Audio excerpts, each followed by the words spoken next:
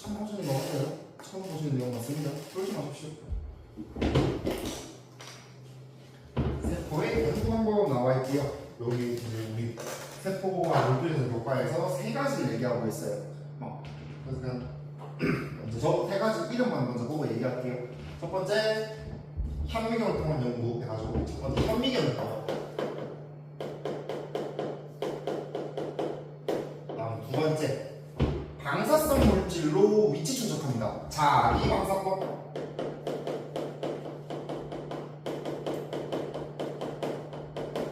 그다음에 원심 분리를 이용해서 추출해낼 거예요. 세포 분해법.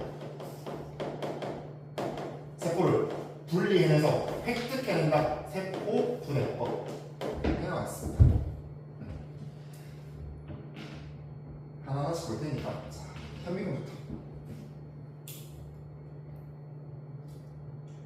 자, 현미경 이용 연구. 그리고 첫 번째 현미경은 세포의 구조를 관찰하고 연구할 때 사용합니다. 현미경 자체로는 세포뿐만 아니라 다른 것도 관찰할 수도 있고요. 우리 지금 세포 연구 방법 중 하나로 현미경을 이야기하고 있으니 세포를 관찰하자. 자, 지금 현미경의 종류와 특징 여기서 3개 나와 있는데 요거 외워 주셔야 되겠습니다. 자, 첫 번째 우리가 요게 너네가 가장 익숙한 현미경 같은데요. 저기 저반면에서 눈 갖다 대가지고 대본에도 확대해서 재물대에 있는 거 다 들여다보는 거. 요게 광학 현미경에 속하는 일반 현미경이에요. 일반적으로 일반 현미경. 첫 번째 나와 있는 광학 현미경부터 들어볼게요.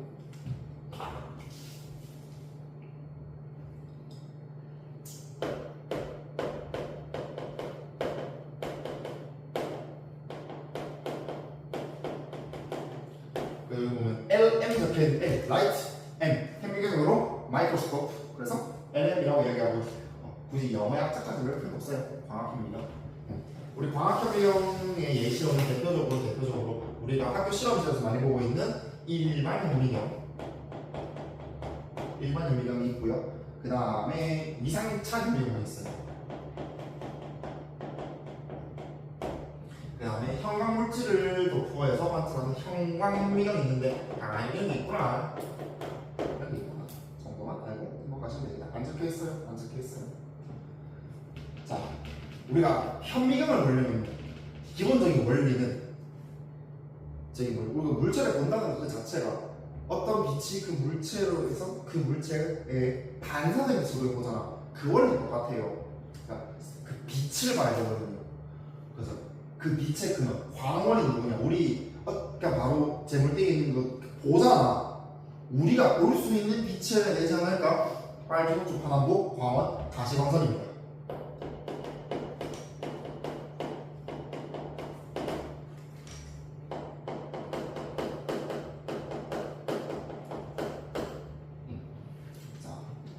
광학현미경 쭉 이야기하고 가볼게요.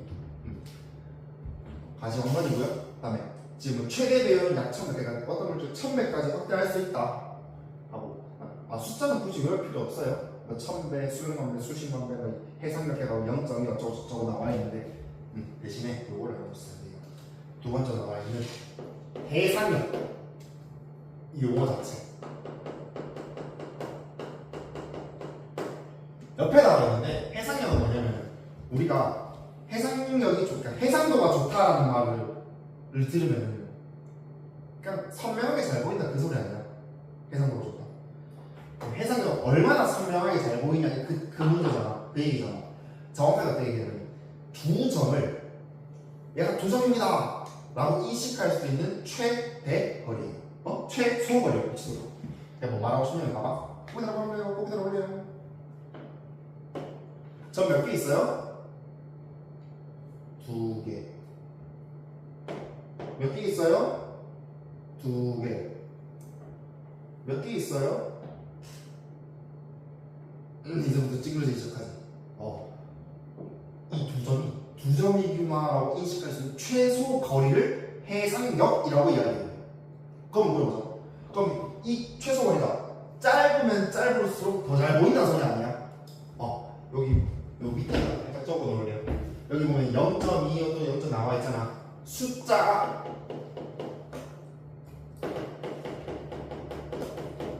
작을수록 숫자가 작을수록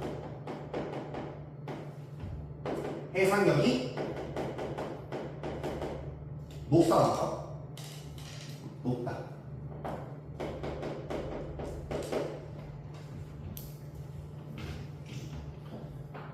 지금 여기에 보니까 광학현미경의 해상력이 약 0.2 이거 어떻게 읽어요? 나노요? 마이크로미터. 통합과 복수 한번 합시다. 마이크로는 10에 15 6이고요.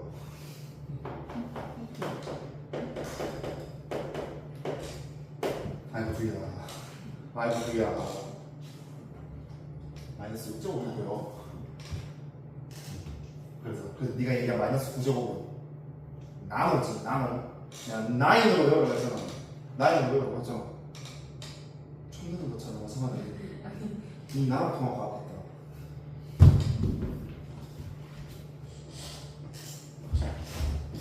이거 시골이 꽤 깨끗하네. 안에서 못 참잖아. 최고의 슬리퍼는요 그냥 저기 대충 길바닥에서 파는 슬리퍼가 제일 최고예요. 괜히 돈 비싼 거 샀다가 또 만들려요. 이것도 거기 샀어. 왜? 지하 핫트렉스 지하장으로 들어가는 그 길 있잖아. 가끔씩 그 같은 거 팔잖아. 떨이로 팔잖아. 거기 한 이게 그냥 쌓여있더라고. 그래서 엉 샀는데 오늘 뒤지게 편해 이거.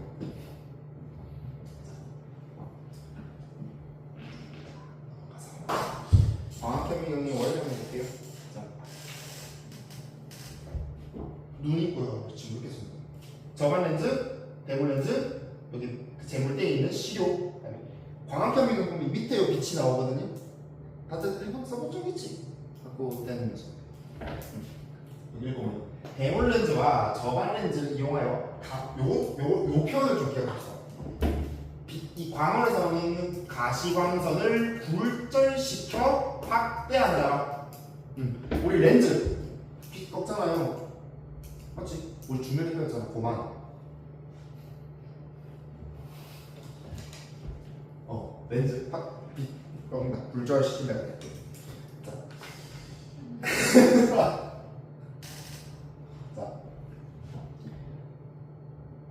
이렇게 하고 그 다음에 두 번째 전자입니다. 전자영어로 일렉트론 현미경 마이크로스코프 EM으로 이야기하고요. 전자현미경 지금 두 개 나와 있는데 이렇게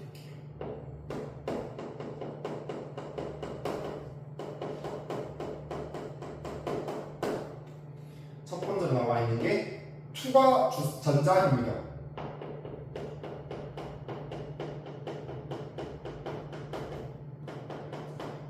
투과 전자현미경이랑 주사 전자현미경 나와 있는데 요거는 약자 좀 기억했으면 좋겠어요. 투과가 트랜스미션의 T를 가져오거든요. 그래서 트랜스미션, 일렉트론, 마이크로스코프, 캠이라고 얘기하는데 투과 T 이렇게 보면 좀 편해요. 투과 T.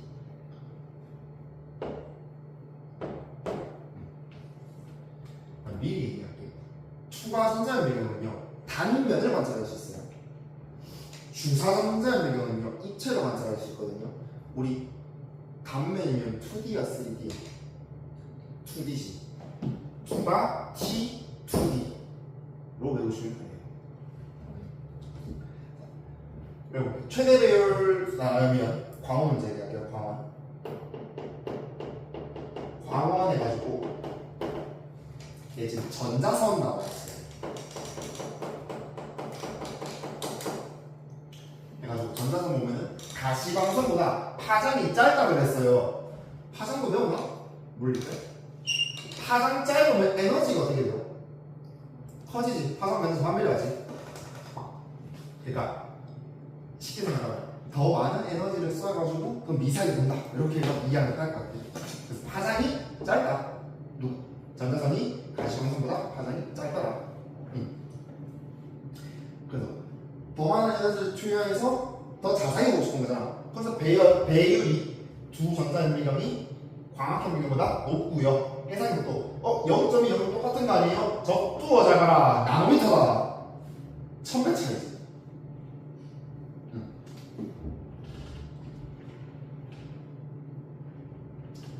여기 보니까 투가 전자현미경이 투가가 전자보다 높긴 한데 여기까지는 안 나올 것 같아요. 그러니까 전자현미경이 광학현미경보다 최대 배율과 해상력이 높더라. 그럼 투가부터 볼게요. 투가는 얇게 자른 시료를, 그러니까 예를 들면 뭐 세포라든지 이거를 얇게 펴요. 얇게 잘라요. 그거를 단면 올려놓고 전자선을 쬐어서 여기 비치는 산을 관찰합니다. 그리고 여기 단면 구조 나오죠. 지금 요 그림 3개 다 맥켈고거든요. 똑같은 맥켈고거든요. 다음에 이제 이렇게 얘기했고, 그래서 아까 잠깐 얘기했는데 우리 투가 전자현미경은요, 여기 보면은 여기 있어요. 얇게 자른 시료 단면에 전자선을 초과시켜 시료 단면의 영상을 관찰합니다. 시료 단면.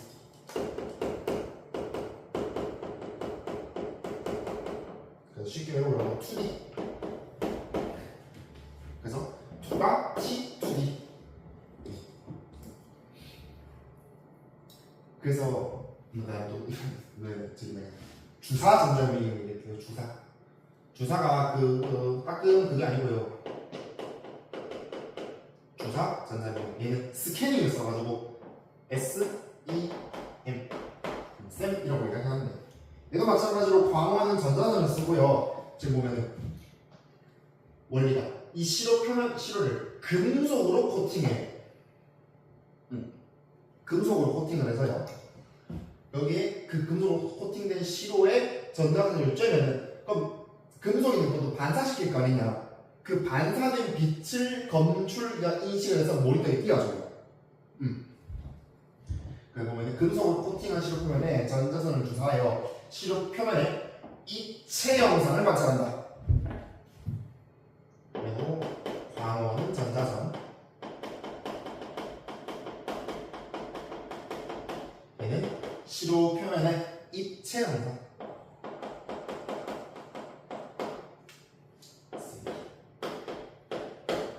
관찰할 수 있겠다.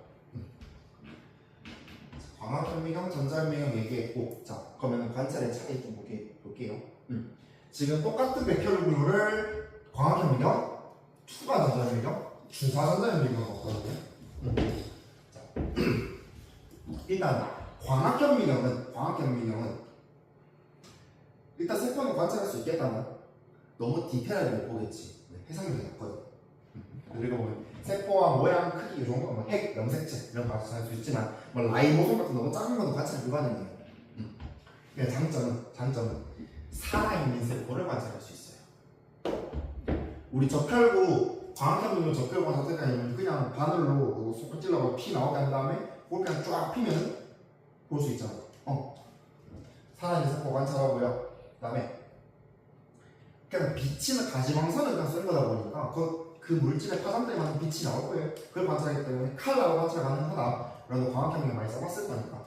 그 다음에 또 내가 뭐 좀 특별하게 더 보고 싶다. 그거 염색하면 되지. 대표적인 게 염색체였지. 핵산에 있는 염색되는 물질이라고 해가지고 염색체라는 이름이 붙었어요. 두 번째. 그러면 이제 전자현미경 같은 경우는 공통적으로 둘 다 광학현미경보다는 배율이 높으니까, 해상력 좋으니까 더 자세하게 볼 수 있어요. 그래서 세포나 세포 소기관의 미세 구조를 볼 수 있는데, 아까 추가 전자현미경은 단면 얇게 썰어가지고 본다 그랬잖아. 그럼 그 안에 있는 것까지 볼 수 있겠네. 그래서 내부 구조를 보는데 적합하고요. 누가? 투가가. 하지만 주사 같은 경우에는 얘는 안은 못 들여다보지만 3D로 관찰할 수 있어요. 그래서 표면이나 내부 형태를 볼 수 있다. 입체를 볼 때. 근데 전자현미경 두 개의 공통적인 단점이 있어요. 시료 준비하면요 죽어버려요. 그래서 살아있는 세포를 볼 수가 없고요. 그다음에 얘가 컴퓨터로 관찰하는 거거든요. 그것도 있고, 얘가 칼라가 나와요. 흑백이에요. 그래서 어떤 경우가 있냐면, 그 흑백이긴 한데 그래도 약간의 그 차이가 있잖아. 거기에 맞게 색을 입히는 명령 커맨드가 있긴 있어요. 그래서 그렇게 해서 색을 입히는 경우도 있다. 그다음에 우리 광학형 미경 같은 경우에는 그냥 렌즈 눈 감고 보면 되잖아. 방금 아까 잠깐 얘기했다만 둘 다 컴퓨터로 관측해요. 이거 보면 컴퓨터 모니터 연결되겠지. 그리고 최대 단점 비싸요. 나와요.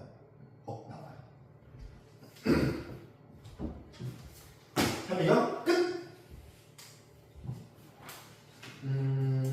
세포분해 먼저 할까? 자기방사 먼저 할까?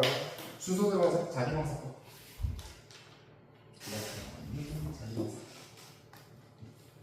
자, 자기 셀프예요.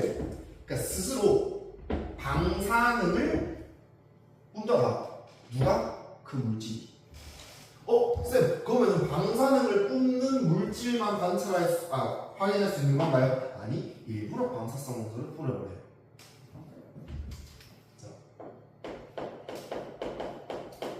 자기방사법. 일단 자기방사법 왜 쓰냐? 네 글자로 끝내야 돼요. 위치 추적.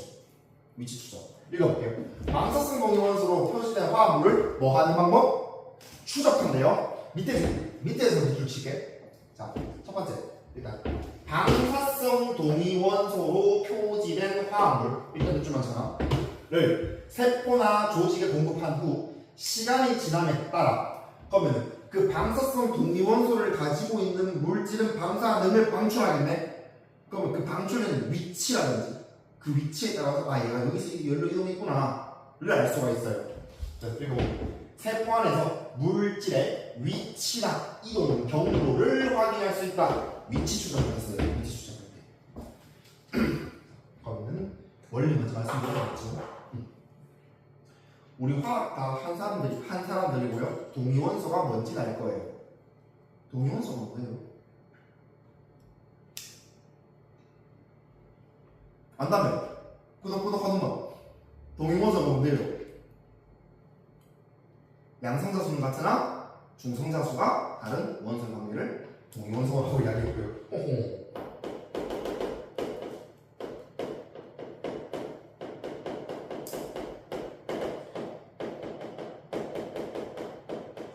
양성자수는 같지만 중성자수가 다르더라.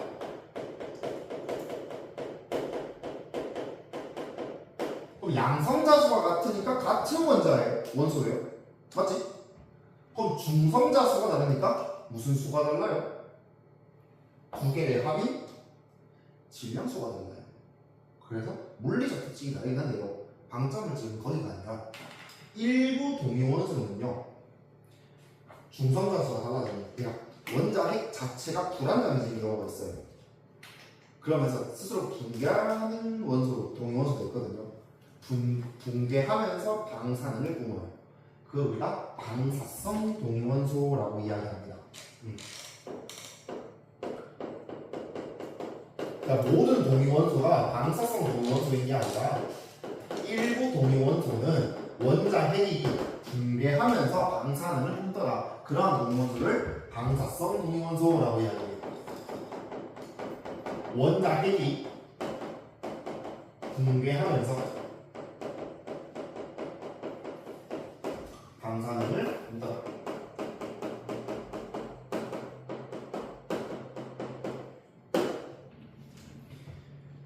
자, 주로 여기 오른쪽 나와 있긴 한데 여기 보면 자기방사법에는 주로 3H, 3중수소, 그다음에 14C, 32P, 35S가 사용된다 했는데 답을 수소 빼면 알고 있어야 되겠네요. 대표적인 예시로 탄소 원래 질량수 얼마인데? 얼씨구 탄소 원자는 얼마인데? 12잖아. 그래서 원래 12C가 정상이고 인이나 황은 언급을 한다. 32P, 35S 이게 대표적인 방사성 동위원소더라. 지구과학 선택한 사람 없지? 지구과학 할 때는 요거 써요. 방사성 동위원소는 아니고요. 질량수 18짜리 산소. 원래 산소 질량수 얼마인데? 16. 방사성은 아닌데 옛날 고기후 연구할 때 요거를 쓴대요. 그러니까 대기에 16산소랑 18산소의 비율을 확인한대요. 빙하 코어요.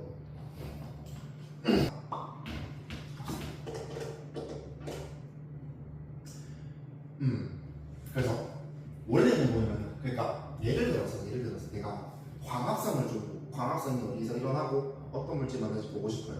그럼 광합성이라 하면 뭘까? 요건 지금 이거 적정하네. 이산화탄소를 쉽게 얘기하자. 광합성이라 하면 대기 중에 이산화탄소를 복잡해가지고 포로당을 만들잖아. 맞아요.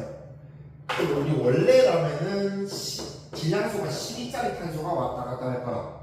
근데 일부러 그 광합성 할 때 이 이산화탄소를 14탄소로 표지한 이산화탄소를 계속 공급하는 거라. 그럼 걔는 그 식물은 이거 가지고 광합성 나타내니까 만들어내는 포로당도 14탄소를 가지고 있겠네.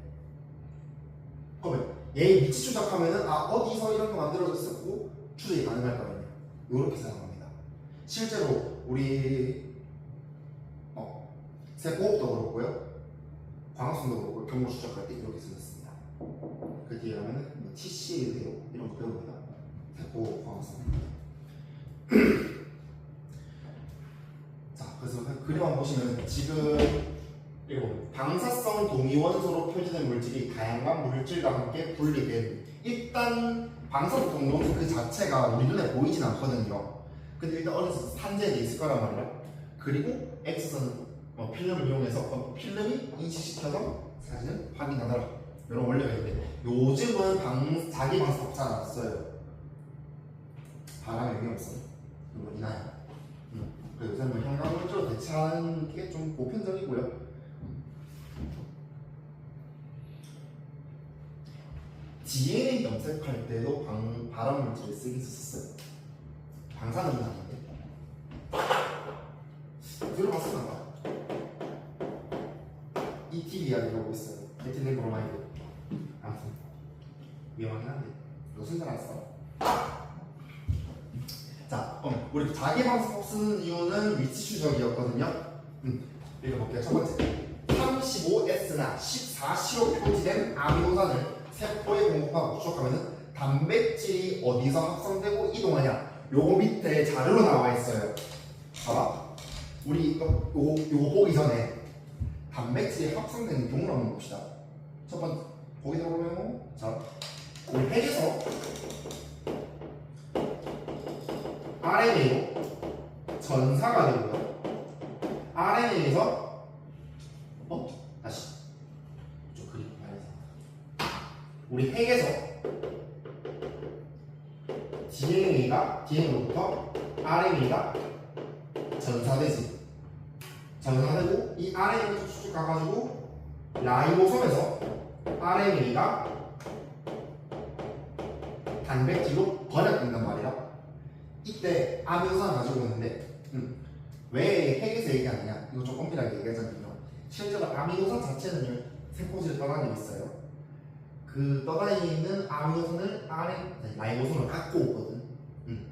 그래서 그럼 라이보솜에서 뚝딱뚝딱 만들어낼 텐데, 그래서 보면 진짜 빨간색 그래프가 거치면 소포체라고 나와 있는데, 우리 거치면 소포체, 라이보솜이 붙어있는 소포체를 거치면 소포체라고 이야기해요. 뒤에 세포의 구조가 있으니까 그러리 나오는 거.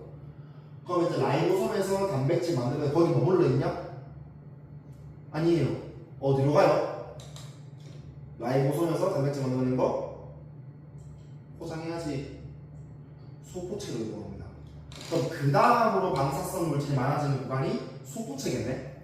그 다음에 우리가 세포 밖으로 분비해야 될 단백질은 어디를 거쳐서? 골지체를 거쳐서 세포 밖으로 나간단 말이라. 그러면 소포체 다음 소포체에 많아질까요? 그 이후에도 많아지는 구간은 골지체가 되겠네. 그래프 볼래요? 거치면 소포체 점점 줄어요. 그러다 골지체에 존재하는 방사선의 양이 늘어나고요. 그 다음으로 많아지는 게 분비소나. 소나게 많아지는 게 그런 분비되겠지. 이렇게 경로를 추적할 수 있겠구나. 나와 있고요. 다음에 두 번째, 14탄소로 표시된 이산화탄소를 식물세포에 공급하고 이를 추적하면 광합성으로 포로당이 형성되는 과정을 알 수 있다. 간략하게 설명드렸고, 세 번째, 우리가 생명과학에서 그 얘기 했었어요. 박테리오파지라는 바이러스는요, 대장균에 자기의 DNA만 집어넣는다고 그랬어. 자기 단백질 껍질 안 집어넣어요. 이거를 실험적으로 확인을 합니다. 이걸 통해서. 뭐냐면은 요거는 그냥 하고 요거는 필기 조금만 하고 이해하면 될 것 같은데, 뭐냐면은 그럼 박테리오파지가 자기가 증식하기 위해서 대장균에 뭘 집어넣을까? 그 두 가지 가설이 있었어요. 단백질을 집어넣을 것이다. 인을 집어넣을 것이다. 다시 단백질 집어넣는다. 핵산만 집어넣는다. 둘 다 집어넣는다. 세 가지 가설 다 알면 되지. 그럼 이거 확인할 거잖아. 그럼 단백질만 표지를 하고 또 핵산을 표지하면 돼요. 단백질을 표지할 때 35S 황을 썼어요. 대부분의 단백질은 황을 가지고 있거든. 예로요, 단백질을 표지하고요. 우리 핵산에 대표적으로 인 들어있잖아. 인산당염이라고 했으니까 인산. 요걸로 핵산, 즉 DNA를 표시를 해요. 그러면은 대장균이 나중에 감염된 대장균을 확인했을 때 그 안에 35S가 들어있다면 단백질을 집어넣었구나. 만약에 32P가 들어있으면 핵산을 집어넣었구나. 둘 다 들어있다. 박테리오파지가 통째로 들어갔구나를 결론 지을 수 있는데 실전 해보니까 32P밖에 없더라. 박테리오파지는 자신이 증식하기 위해서 DNA만 집어넣는 거구나. 그래서 그 DNA가 유전물질이구나를 알 수 있어요. 알아낸 거예요. 요거 누가 했냐면요, 허쉬라는 사람이랑 체이스가 있어요. 허쉬와 체이스의 시. 이거 생물이 유전에 또 나와요. 허쉬와 체이스의 시. 방금 얘기한 거 있잖아. 가설만 세우고 그 내용이 그대로 생물의 유전에 들어가 있거든요. 지금 듣고 넘기면 되겠다. 자기방석 꼭 여기까지. 자, 9번에 또. 하기 싫어.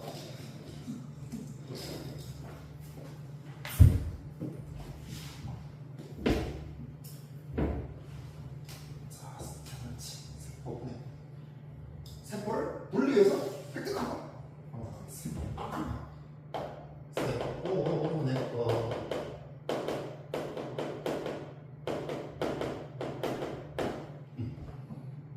자, 볼게요. 세포를 부순 다음 뭘로? 원심 분리기로 세포 소기관을 분리한대.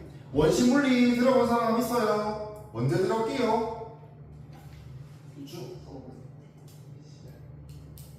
피자잖아요. 피부 분리한다고. 혈전을 분리. 그 원심 분리라는 내용 자체가 처음 언제 배울게? 중2 6반원에서 배웠어요. 혼합물의 분리, 밀도차를 이용해서 왱 돌려가지고 무거운 거는 가라, 가벼운 거 떼고. 전혀 기억 안 나시죠? 예. 혼합물의 분리에서 배우셨어요. 크로마토그래피, 분별주의 이런 것으로 재결정 배웠잖아. 나는 안 해서 까먹었구나. 자, 읽어볼게요. 세포에 관한 원리. 세포나 조직을 요것들을 추측해요. 균질기로 얻은 세포 파쇄. 요건 그림표 보면 되겠는데, 왜냐면 세포 자체 세포막으로 이루어져 있잖아. 근데 우리가 얻고 싶은 거는 세포 안에 세포 소기관이거든. 그럼 세포를 일단 부숴야겠지. 그게 균질기라고 이야기해요. 보통 초음파로 부수긴 해요. 그림 살짝 먼저 보시면은 여기 보면은 이 튜브 안에 세포액이 들어있고요. 안에 여기 긴 막대기로 균질기 들어가 있잖아. 이 균질기에서 초음파가 나와요. 그 초음파로 저 안에 있는 세포막을 파괴해요. 그럼 세포 안에 들어있던 그런 소기관들이 다 빠져나오겠지. 우리가 파쇄한다 이야기하고요. 세포 파쇄액을 원심 분리기에 넣고 속도와 시간을 좀 조절해서 맹 돌려요. 돌리게 되면은 여기 밑줄 쳐놓을까? 세포 소위관이 크기와 밀도에 따라 단계적으로 침전되어 분리되더라.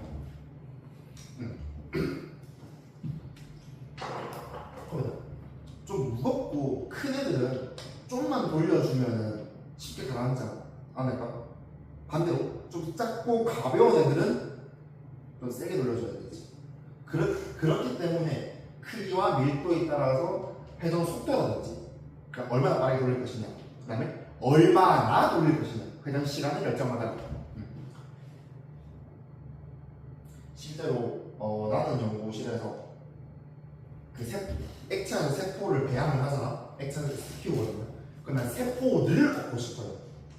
그러면 파쇄를 하지 않고 원심 분리만 돌려서 빼내면 되겠네. 보통으로 해가지고 돌리고 있고요. 보통 한 13,000rpm으로 1분 돌리면 잘 내려오더라고요. 윙 하고 소리 짝짝합니다. 이거 한째 갈 거야. 방금 얘기했죠. 큰 거는 좀만 돌리면 되고, 좀 작은 거는 좀 많이 돌려야겠다. 요거만 좀 드셔볼게요. 회전 속도가 빨라지고 회전 시간이 길어지면 작고 가벼운 소리관이 분리된다. 앞에는 뭐 회전 시간 느리고 짧아지면 무거움이 나오겠다. 근데 하나만 무술 쳐놓으면 잘 이해할 수 있을 것 같습니다. 일단 그림 먼저 볼게요.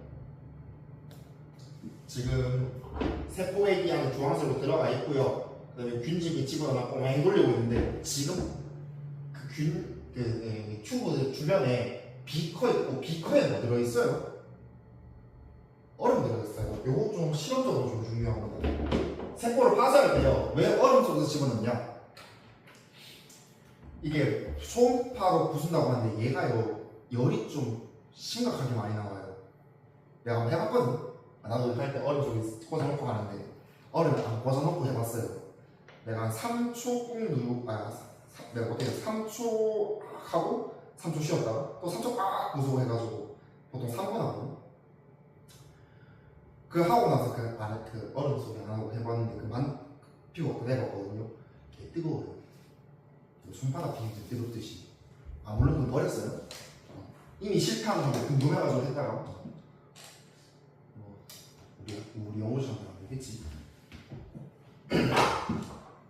아무튼 얼음 쓰는 이유는 이거 뭐냐, 균질기의 마찰 열에 의한, 열 때문에 단백질이 변성될 수 있습니다. 단백질의 변성을 막고, 마찰열에 의한 변성을 막고, 그 다음에 또 반대로 뭐가 있냐면,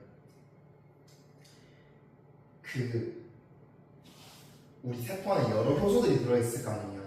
그 효소 중에 분해하는 효소가 활성을 띄워버리면 다른 단백질도 분해되지 않겠냐.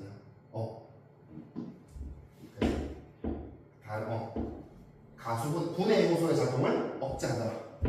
그래서 우리가 포스트 소기관의 손상을 막을 수 있겠다. 억제에서 결론은 세포 소기관의 손상을 막기 위해서 얼음 속에서 세포를 파쇄하더라. 자, 그래서 원심 물리를 막 돌려요.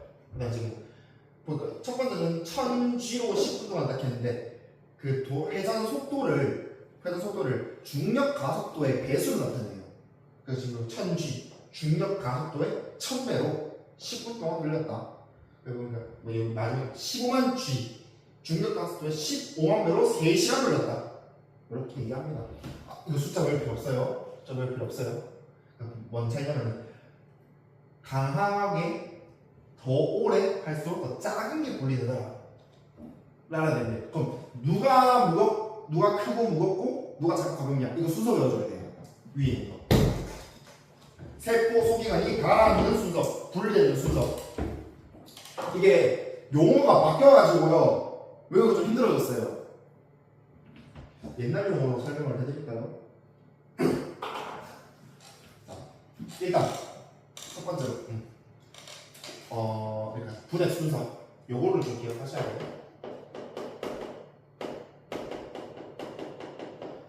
첫 번째로 가라앉는 거 핵. 그 다음에 마이토콘드리아, 옛날에 나왔어요. 미토콘드리아. 그 다음에 세포막을 비롯한 소포체, 그 다음에 라이보솜 옛날에 이름 알았잖아. 리보솜. 그다 어떻게 외웠냐면요. 얘들아, 이거 왜 우리 균질기로 돌리면 막 소리 나거든. 막 소리 나요. 그게 무슨 소리냐면요. 핵이 미끄러지는 소리예요. 핵이 미끄러지는 소리.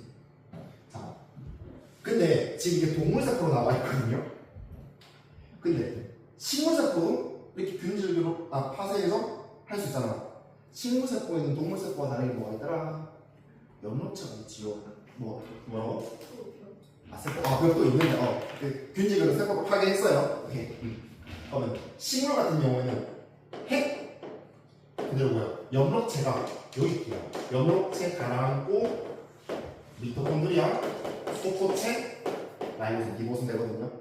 식물세포는요 소리가 들리는데 약간 재밌게 들려요. 핵이 옆으로 미끄러지는 소리가 들립니다. 핵 연기 소리. 미안하다. 요거 젓갈 좀 살펴부터 시작해가지고요. 핵이 미끄러지는 소리, 핵이 옆으로 미끄러지는 소리. 외워야 돼요. 핵, 마이토콘드리아, 소포체, 리보솜, 라이보솜. 핵, 염록체, 미토콘드리아, 소포체, 리보솜. 핵이 미끄러지는 소리, 핵이 옆으로 미끄러지는 소리. 됐죠? 이 나이 참 베르벨시스 나왔다 그치요? 자, 이렇게 나왔고, 이건 마지막에 보니까 다양한 세포와 소위관 크기 나와 있는데, 우리가 맨눈으로 보는 데는 한계가 있고요. 맨눈보다는 광학현미경보다는 전자현미경이 더 작은 세포 소위관이나 세포를 관찰할 수 있겠지요. 숫자를 필요 없어요. 숫자를 필요 없고요. 그냥 요 정도? 맨눈, 광학, 전자 빈칸 뚫어놓고요. 기억, 니은, 디귿 뚫어놓고요. 기억, 니은, 디귿은 맨눈, 광학현미경, 전자현미경 중 하나이다. 그래서 너네가 기억, 니은, 디귿 매칭할 수 있으면 될 것 같아요. 이것도 친절하게 단위만 적어놨네요. 1mm, 밀리 10의 마이너스 세제곱, 마이크로 10의 마이너스 6제곱, 나노 10의 마이너스 9제곱. 알고 있어라. 이건 통합가면 됩니다. 25분 넘어가시고요. 요건 다음 시간에 할게요.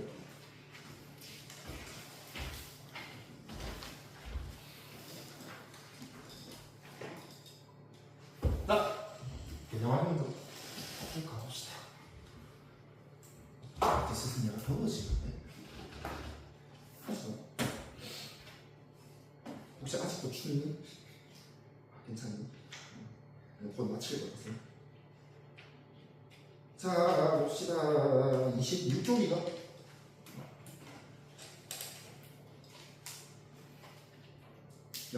오늘 지치면 내일 물질로 해가지고 노래 들으려고. 봅시다. 첫 번째, 광학현미경. 광원으로 뭐를 이용하더라? 눈에 보이는 가시광선을 사용하고요.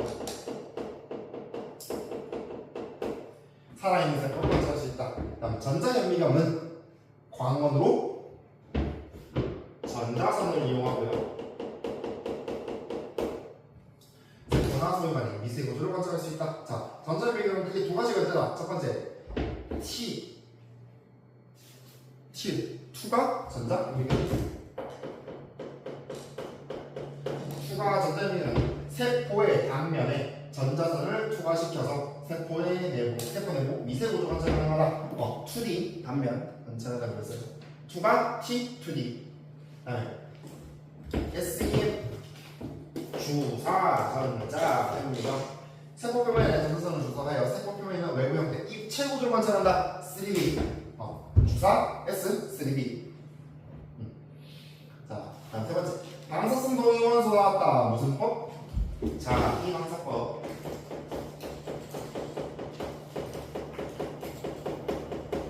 그래서 자기 방사법의 기본 목적은 경로, 위치 추적, 이동 경로, 위치나 이동 경로 분석하다. 그 다음에 원심 분리를 이용해서 세포 소위관을 분리한다. 세포 분해.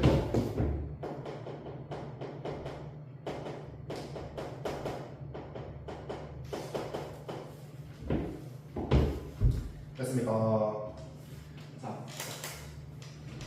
1번 같은 경우 오른쪽 기억님 디귿 보면서 연결할게요. 첫 번째 식유 단면에 전자선을 도가시켜서 단면 2B를 얻겠다. 템이 되어 있고요.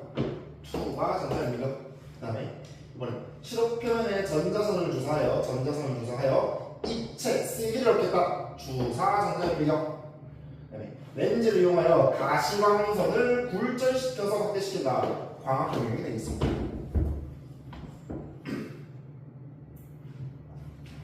자, 2번. 전자현미경은 광학현미경보다 더 자세하게 볼 수 있어요. 해상력이 높다. 맞고요. 그럼 두 번째. 위상차 현미경, 형광 현미경 한 개 더. 일반 현미경까지 싹 다 광학 현미경이었거든요. 광학 현미경은 광원으로 가시광선 쓰지.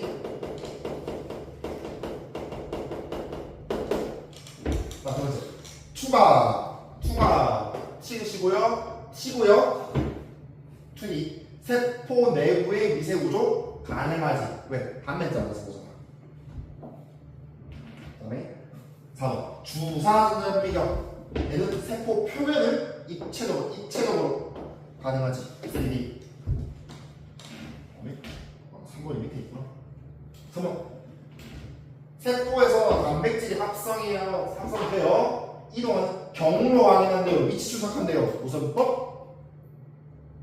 자기 방사.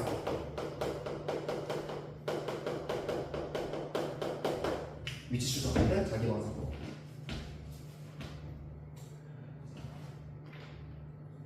자기 방사법의 OS. 방사성 동위원소로 펼치는 화합물이 방출하는 방사선을 추적한다. 맞고요. 자, 두 번째. 세포 소비관을 종류별로 분리한다. 이거 뭐야? 세포 소비관을 크기와 밀도차로 분리를 해요. 무슨 법? 세포 분해법이에요. 써주십시오.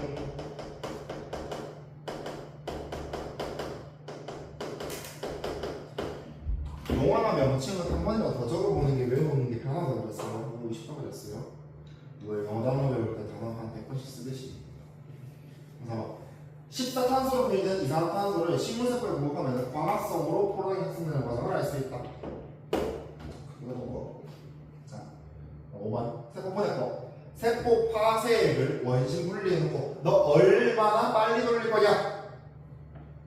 회전 속도와 시간을 다르게 회전시키면 세포 소기관이 크고 작거든. 크기와 가볍고 무겁고 밀도에 따라 단계적으로 침투되더라. 두 번째. 원심 분리기에 회전 속도가 느리고 회전 시간이 짧으면은 크고 무거운 세포 소기관이 침투될 거고, 점차 빨라지고 오랫동안 돌리게 되면은 작고 가벼운 게 분리되더라.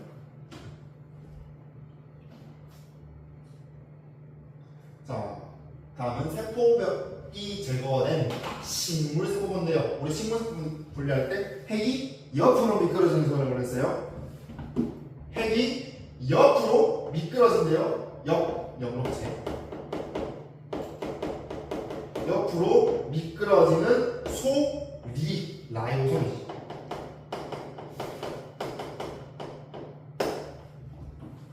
혹시나 시험 답할 때 리보솜 적으면 큰일 난다.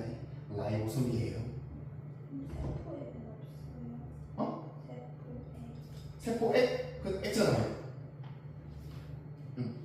그러니까 그 세포 소기관만 초점에서 보시면 돼요.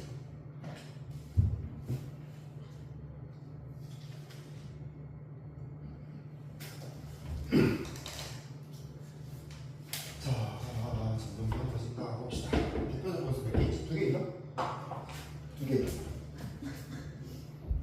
왜? 아, 이거 벌써부터 이렇게 열심히 보고 계시고.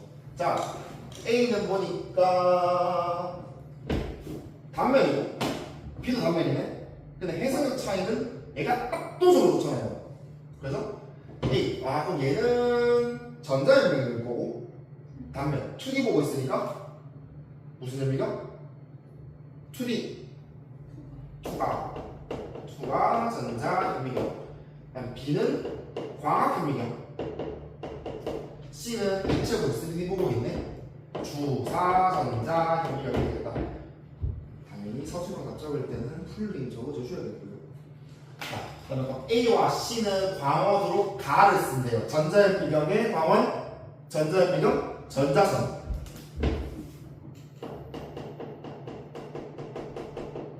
그다음에 광학현미경은 가시광선.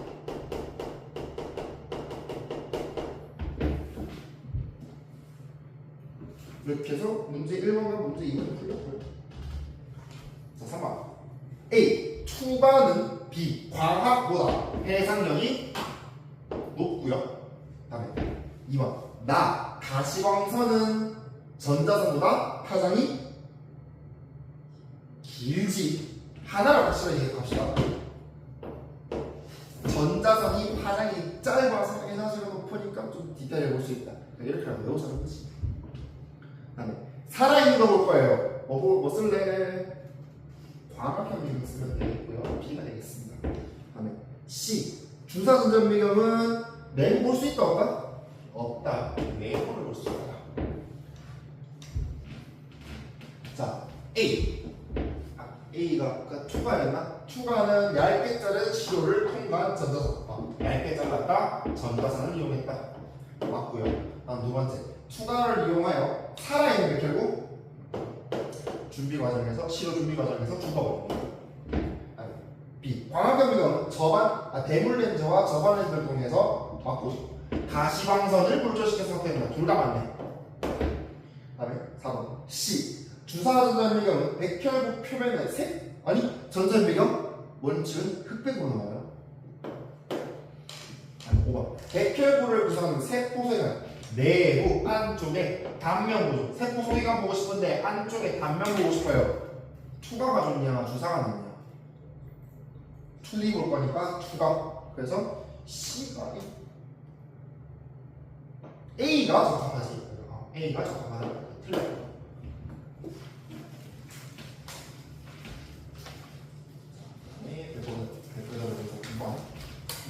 세포 소위관 분류가 나타나는 것이다. ABC는 핵, 소극자가 이것으로 마이토콘드리아 나타나는 것이다. 자, 첫 번째. 일단 약하게 짧게 돌리니까 가장 무거운 게 내려올 거예요. 순서 개발하라고 했지? 핵이 지금 동물 나와야지. 동물에 대해서는 면목적 없을 거고.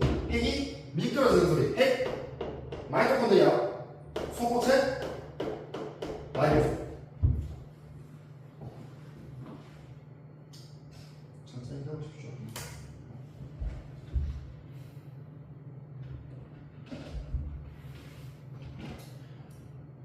핵, 마이토콘드리아, 소포체, 라이보솜.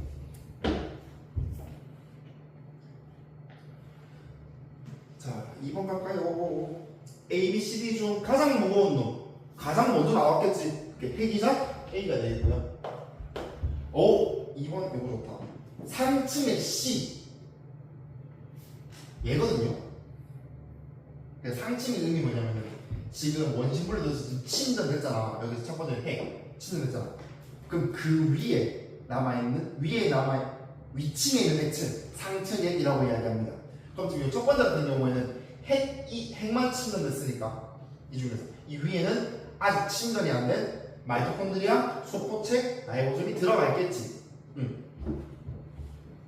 그러면 지금 상층의 C는 아직 라이보솜 안 나왔잖아. 그러면 그래서 A는 핵은 이미 침전돼서 버렸거든요. 빼냈거든요. 얻어냈거든요. 그러니까 침전시켜서 핵 따로 뽑아내고, 침전시켜서 마이토콘드리아 또 뽑아내고, 침전시켜서 소포체도 뽑아내고 이렇게 했단 말이야. 그러면 상층 C에는 핵 없을 거고, 마이토콘드리아 없을 거고, 소포체 이 밑에 깔려있고요. 남아있는 거 라이보솜이 들어가 있겠지. 3번. 원심 분리기의 속도를 단계적으로 높여가며 회전시키면 크기와 밀도가 처음에는 큰 것부터 나중에는 미세하게 작은 것까지 순차적으로 분리된다. B. 라이보솜을 분리할 때는 A. 핵을 분리할 때보다 회전 속도가 어떻게 돼요? 빨라져야겠지. 맞지? 빠르고 회전 시간이 길어야겠지. 그다음에 세포벽을 제거한 식물세포를 분석하면은 가장 먼저 이거는 몇 배 나오지? 가장 먼저 나오는 거 핵. 그다음에 식물세포를 했을 때 핵이 옆으로 미끄러져서 그러거든요. 염록체가 먼저 분리되지. 그래서 외워야 하는 거예요.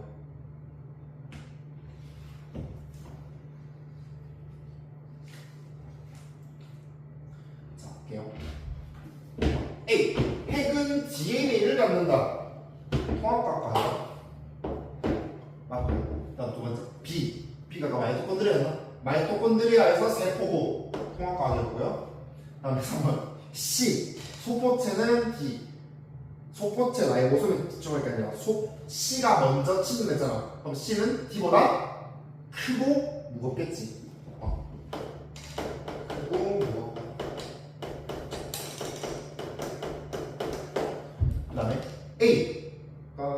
상층이 A니까 지금 상층 A는 밑에 핵이 침전돼 있고 금이 나머지 다 있을 거란 말이야. 당연히 마이토콘드리아 있겠지.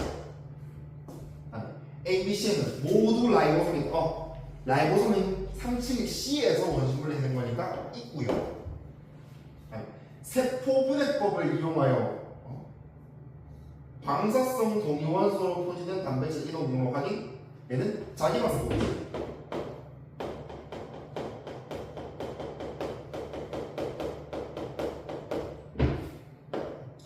마지막 얼음은 온도를 낮춰서 세포를 파쇄할 때 방출되는 효소의 작용을 억제하는 거지.